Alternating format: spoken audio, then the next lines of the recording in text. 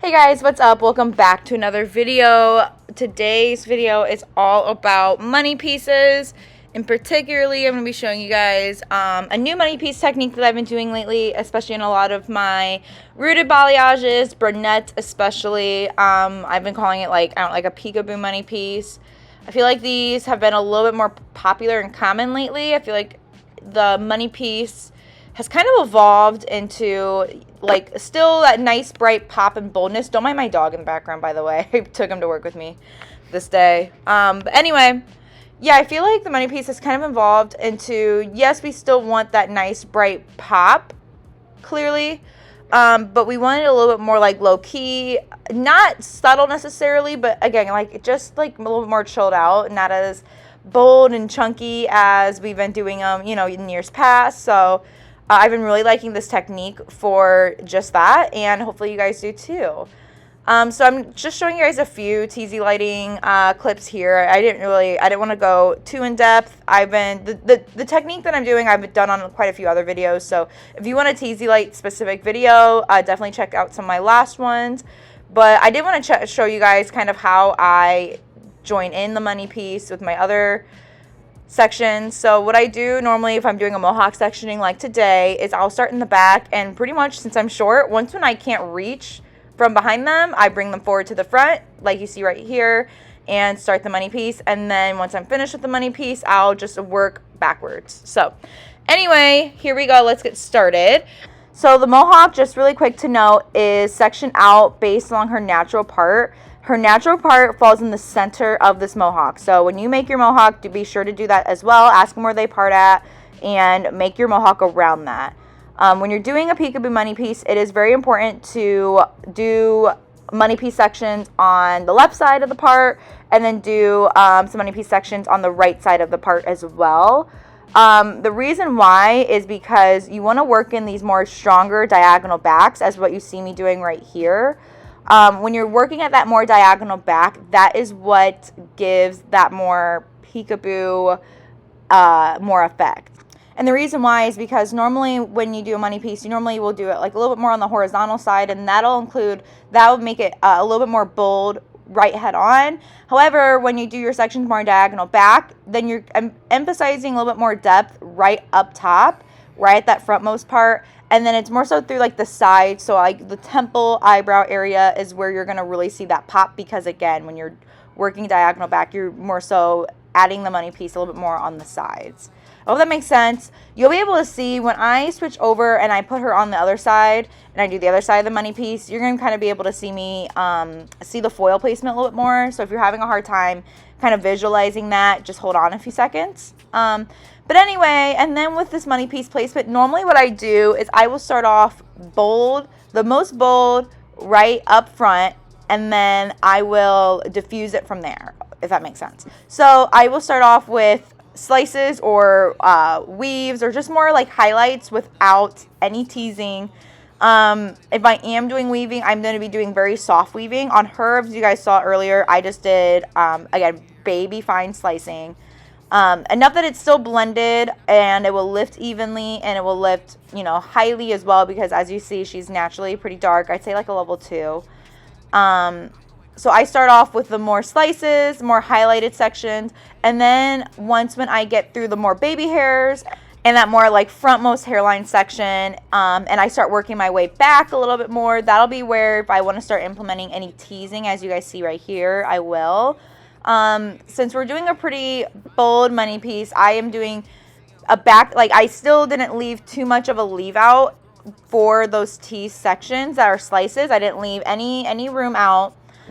They're still back to back, so I just go from back to back slices to back teasy slices, and then the topmost sections where I am, kind of ready to start blending out that money piece and blending it in with the rest of the hair. That'll be where I might start doing like some weaving, as you guys just saw that I just finished. Everyone's a little different. You kind of have to go off of what your client wants and needs, and their maintenance, and their hair's condition, and the desired end result, and all that stuff. But that's kind of, again, how I do it. So here you guys see right here, this is a great spot where you guys can see that diagonal back section, that more pivoted section as well, if you will. So you guys can see I'm not adding any more hair at that center part where her part line is.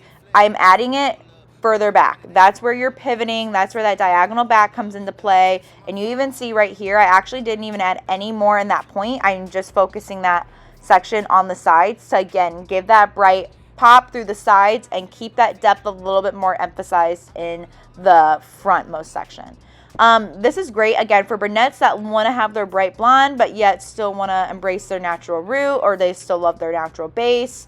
Great for people, again, who are a little bit more low-key, want to be, you know, have a little bit more lower maintenance on their hair, or those that want a money piece, but again, just don't want that super, like, bold chunk, if you will. So yeah, I just pretty much do the same foil placement on this other side that I did on the previous side I showed you guys.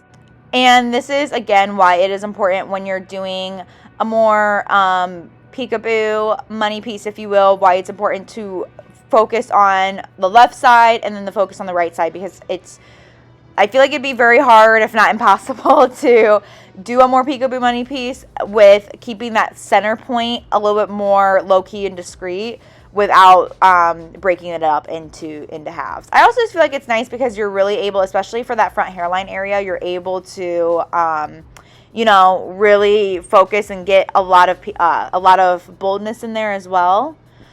As you guys see here, a lot of times when I'm doing my money pieces, I'll count my foils just to make sure that I have the same amount of foils on both sides.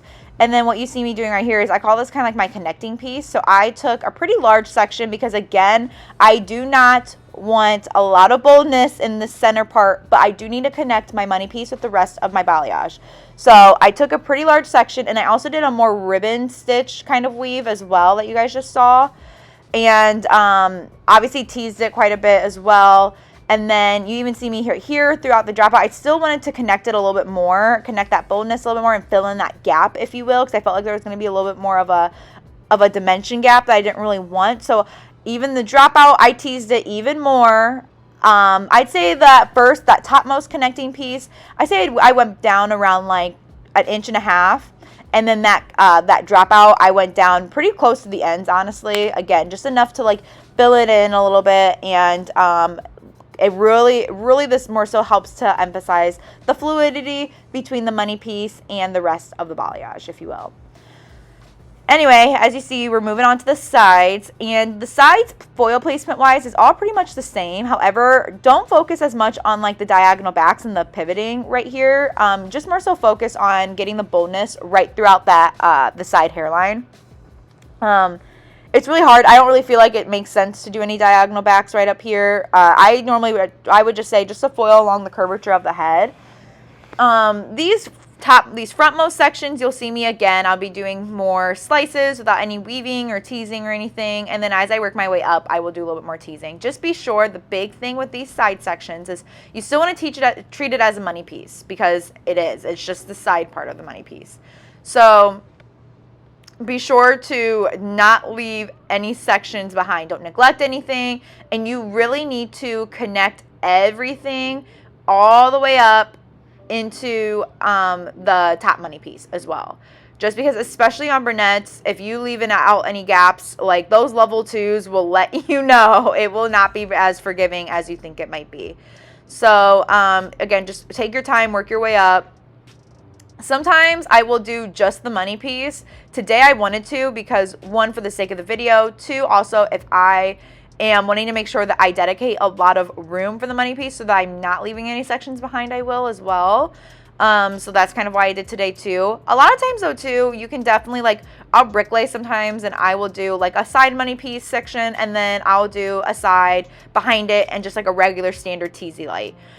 So don't feel like you always have to, but if you are struggling with being sure that like your whole money piece connects from the top to the sides and the back, don't be afraid to pre-section out your money piece like what you just previously saw me doing.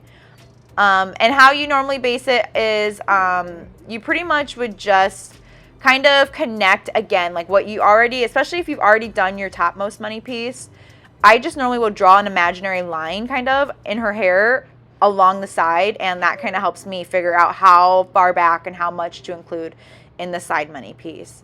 So as you guys see, these hairs that I'm doing right here are kind of what I'm talking about. These are very, very, very important to make sure that you are including.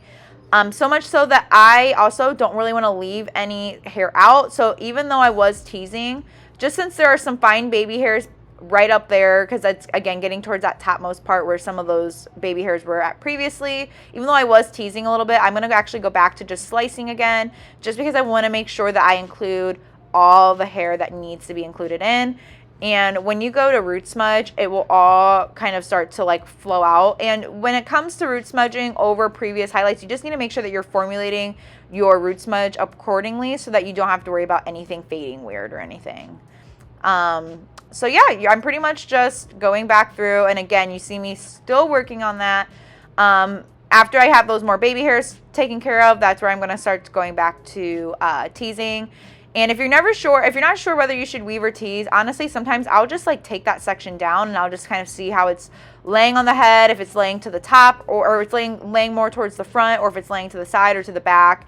And I just kind of like try to visualize my end result and decide if I want, you know, a strong pop or if I want it to be a little bit more, you know, diffused. And I just kind of go from there.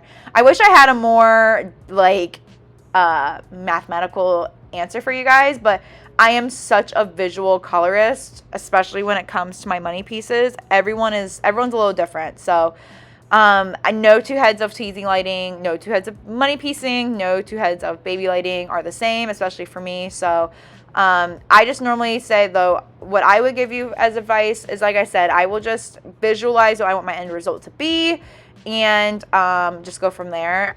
And yeah, I think I'm just going to have you guys kind of watch me finish up this side and then watch me get caught up on the left side. And then I will come back in later to show you guys how everything finishes up.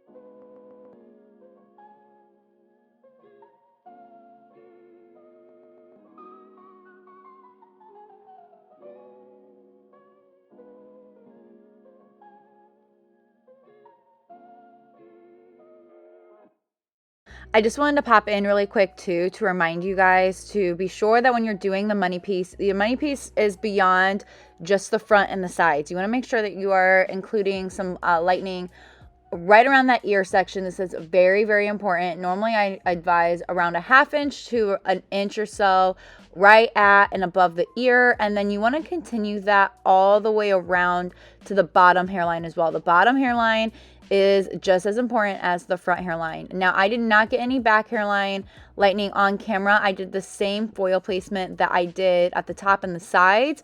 I just didn't film it on camera, but I will show you here in a second when everything's all done, how the underneath looks.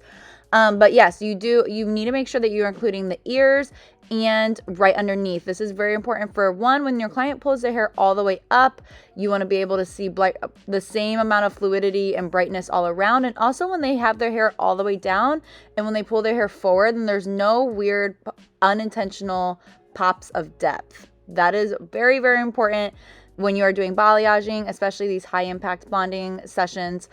Just be sure that you are including that, like what you see me doing on camera here.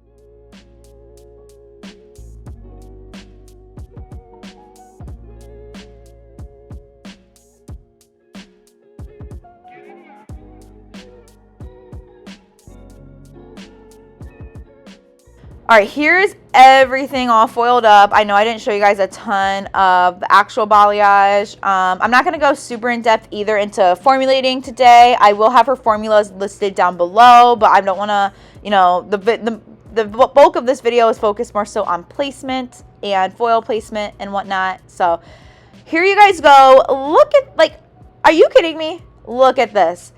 So bold. We're able to get that money piece up pretty high too, but yet it's so low key. It's not stripy at all.